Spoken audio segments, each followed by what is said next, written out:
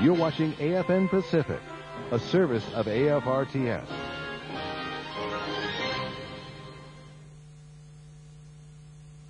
Tonight on Pacific Report, training in the Pacific. Carrot 99 and Cobra Gold are still a go.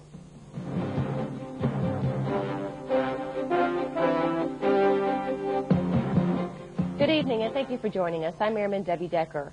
U.S. troops participating in the Carrot exercise, or Cooperative Afloat Readiness and Training, can expect one less port call. The Philippine Navy will not participate as much in this year's Carrot exercise, and U.S. troops will not stop in the Philippines for a port visit. Lieutenant Commander Kate Mueller has the details.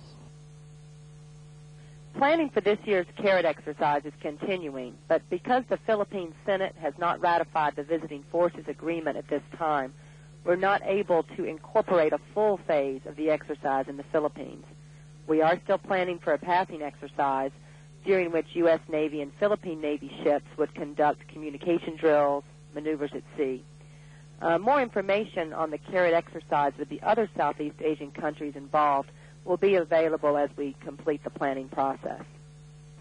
Some of the port visits planned for troops taking part in the Carrot exercise include Singapore, Indonesia, and Malaysia. The Kosovo crisis puts a damper on Pacific exercises. Singapore's Commando Sling exercise was canceled, as well as Alaska's Cope Thunder. But it's full speed ahead for Thailand's Cobra Gold exercise, despite the absence of two ships from the 7th Fleet that were slated to take part in the exercise. Instead of training in the Pacific, USS Kitty Hawk and USS Chancellorsville are in the Persian Gulf, participating in that ongoing mission. While the absence of an aircraft carrier does change the Navy's capabilities here in the Pacific, there are still American warships in the region. Air Force Staff Sergeant Fitzgerald Stewart reports from Singapore, where two other ships are on their way to Thailand to practice war games. Cruiser USS Mobile Bay and the Vandergrift, a fast frigate, are holding down the fort, so to speak, in the Western Pacific. This week, that role has them ported here in Singapore for a Defense Maritime exhibition. In the very near future, they'll take over for the Kitty Hawk at Exercise Cobra Gold in Thailand. Obviously, Mobile Bay, a cruiser, has different capabilities than the Kitty Hawk, an aircraft carrier. In Thailand, Cobra Gold officials are modifying the naval portion of the exercise to reflect this difference. It wasn't a real robust agenda to begin with, but now that's kind of still shaping up. But since when an Aegis cruiser comes on the scene, we were able to do a lot of things with area defense, defending the area, the amphibious operating area. So we're looking to have a big role there.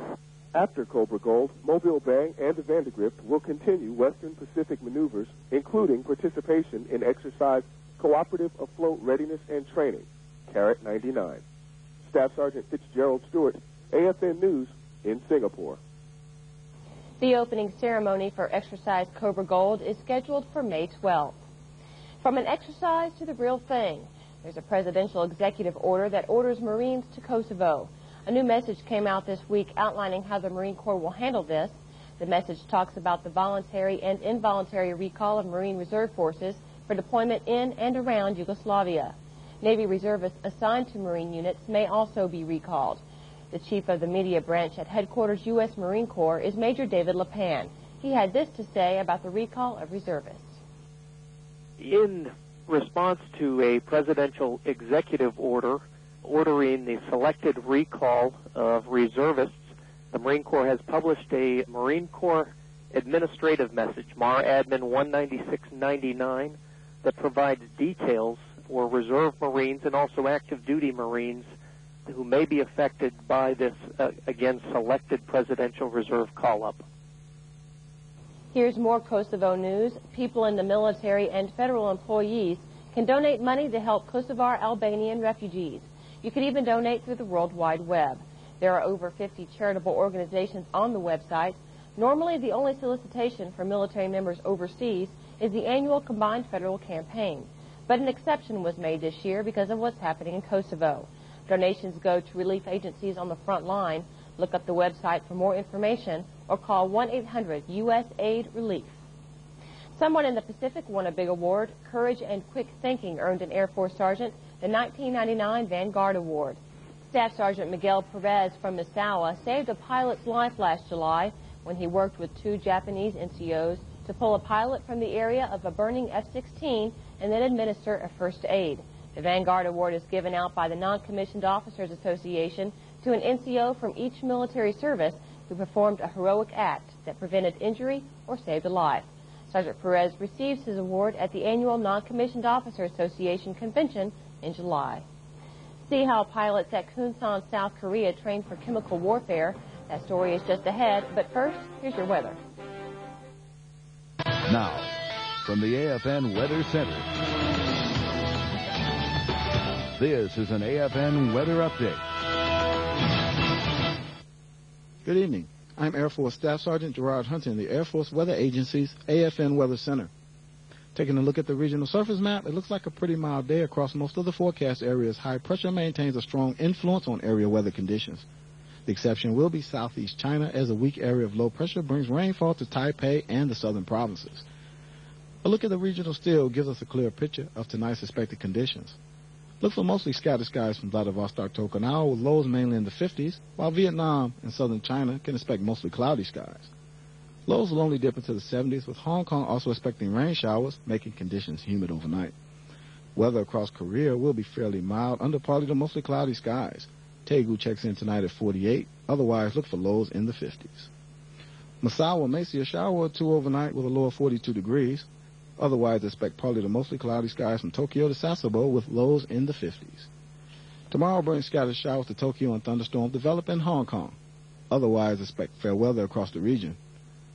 Vladivostok will see a high of 52. Beijing, Okinawa, and Hanoi hit the low 80s, while Seoul expects a pleasant 70 degrees. In the south, a pair of low-pressure centers bring rain to western Thailand and southern China. Widespread showers develop along the equatorial zone, and a cold front moves into southwestern Australia. Although little is expected from it, Perth could see a shower or 2 by morning. Tonight, look for rain showers at Diego Garcia, Singapore, Bangkok, and Manila, with clear to partly cloudy skies elsewhere. Lows across the tropics will hit the upper 70s, with our Australian sites dipping into the 40s and 50s. Diego Garcia and Singapore will see showers tomorrow, while the rest of the region expects dry weather. Highs range from a scorching 109 at New Delhi to a cool 66 for Canberra. That's your weather update. I'm Staff Sergeant Gerard Hunter in the AFN Weather Center.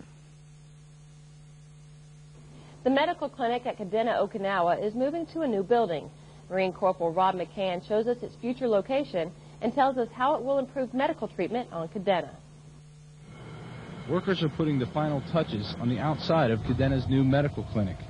The Japanese government built the facility under the Japanese Facilities Improvement Project.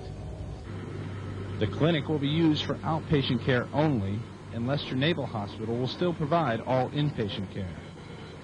But the new facility will put the 5 clinics the 18th Medical Group currently operates from under one roof. What we call one-stop shopping for our customers and our staff. The dental clinic will be moving into there, and all our outpatient care and our TRICARE support functions will all be moving into this new facility. The building has more than 450 parking spaces for patients, visitors, and staff, allowing easy access. It was also built in compliance with the Japanese natural light law, meaning nearly every room has windows. I think it's just going to be a great environment for the staff and for our patients to come in to seek care there. Customers can expect the clinic to open in mid-July. Corporal Rob McCann, AFN News, Kadena Air Base. People stationed in South Korea train for all kinds of wartime threats, including chemical warfare. Pilots at Kunsan, South Korea learned that the way they take off their chemical gear is almost as important as the way they put it on.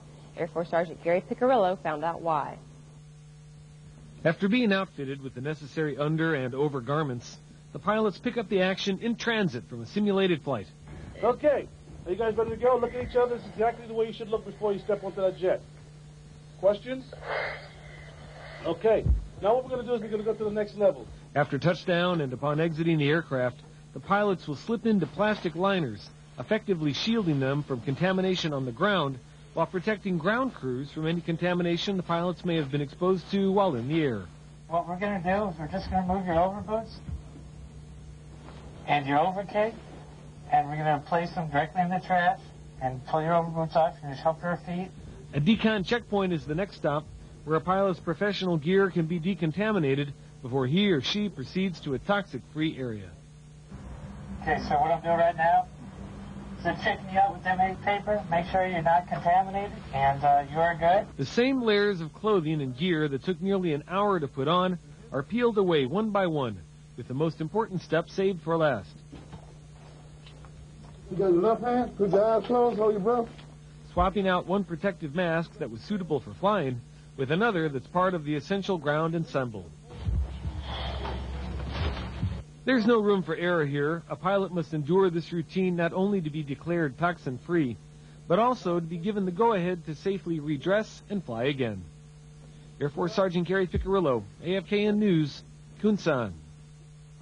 Still ahead, we'll show you a place you can go to see things in a totally different way. That story's coming up after this quick break.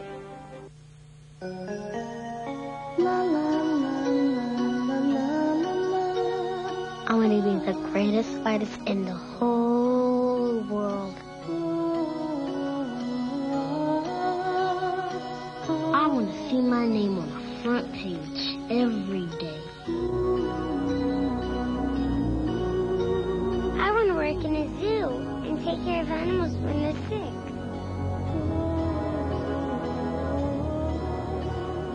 I want to make buildings for real and skyscrapers. U.S. savings bonds can help you get them to college. They're guaranteed safe and now earn Treasury-based rates right from the start.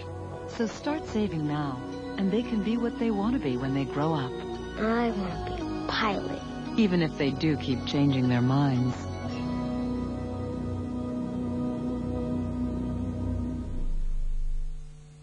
Death Valley, hot, dry, and desolate.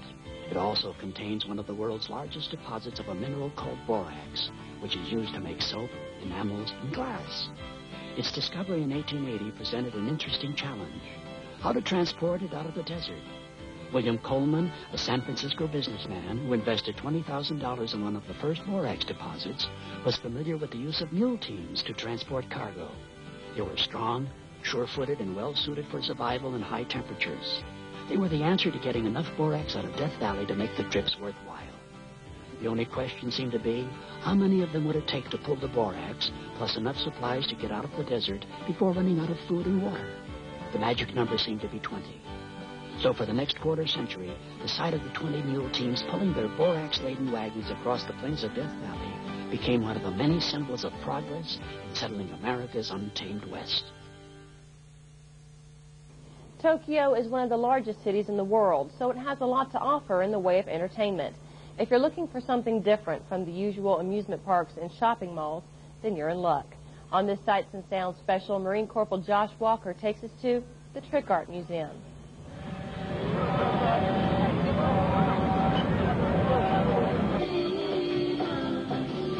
This may look like your typical place to stop, take a break, and fill up as you travel through Japan. But with this gas station, there's more than meets the eye.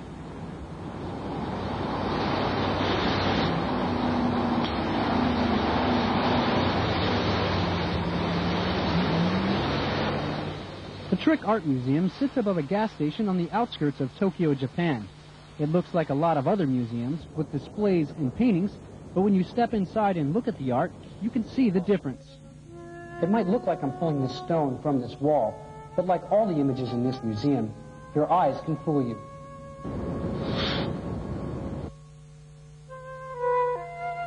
Trick art means art that tricks you into thinking you're seeing something that isn't there. Like these Egyptian statues, which appear three-dimensional, but are actually a painting on a flat wall. This is art which lets the viewer do more than just stand and look. While most of the images appear to be more than a simple painting, other optical illusions seem to move as you walk around them. As you walk through the museum, you're encouraged to touch all the exhibits. But one thing to keep in mind is, make sure you can tell the difference between what's real and what's an illusion.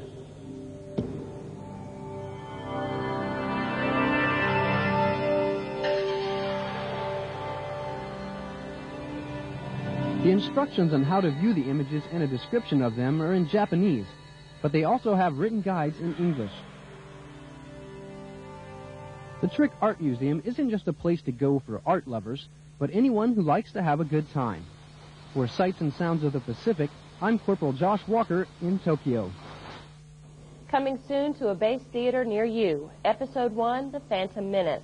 That's the new Star Wars movie to those of you who don't know. While some people are taking leave to fly back to the States to see the movie, others can see it at their base theater. The movie premieres in the U.S. on May 19th. It's expected to hit some Pacific bases in early June. Places like Japan and Okinawa, as well as Yongsan Army Garrison and Osan Air Base in Korea, will get the movie first. Other Army posts in Korea should get the film in late June. Officials in Guam are still working on the dates that they'll be able to show the film. And that's going to wrap it up for tonight's newscast. Thank you for joining us. I'm Senior Airman Debbie Decker, bringing the Pacific Command to the world. This is Pacific Report. Pacific Report is compiled from AFRTS and Public Affairs news sources and is a production